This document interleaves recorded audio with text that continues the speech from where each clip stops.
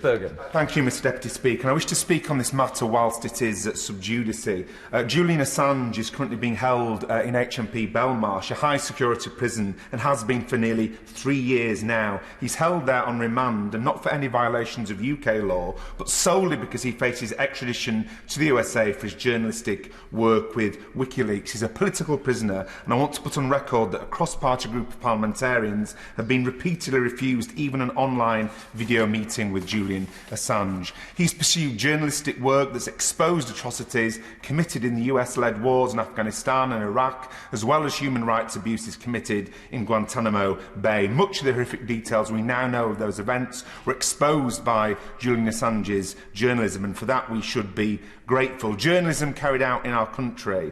He was invited to work here by The Guardian, which, along with the New York Times, The Spiegel, Le Monde and El País, some of the biggest news outlets in the world, were the first 5 news organisations to publish articles based on his work. Journalism for which he's received numerous awards. Yet now he faces extradition to the US and a prison sentence of up to 175 years in a super maximum security prison. Civil liberties groups and leading newsroom views the USA government's prosecution against Assange with deep alarm. Amnesty International has said prosecuting Julian Assange on these charges could have a chilling effect on the right to freedom of expression. The Secretary-General of Amnesty International labelled it politically motivated and unjustified, and said the case undermines press freedom, the rule of law and prohibition of torture. And Reporters Without Borders, the International Federation of Journalists, Press Freedom Group's Article 19, Index and the European Centre for Press and Media Freedom, as well as the National Union of Journalists, issued a joint declaration stating that Julian Assange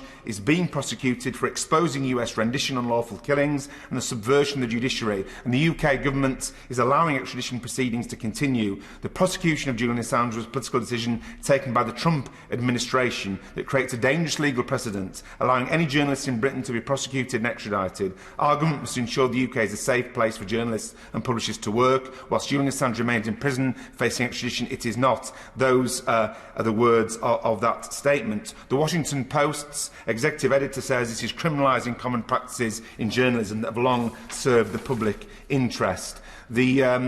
It's the case that President Biden previously, when part of Obama's administration, was there when the decision was taken not to prosecute Julian Assange. So the message that I have is that that should be the position. And then, if that doesn't happen, I call on the Home Secretary to use her powers and refuse to sign the extradition warrants.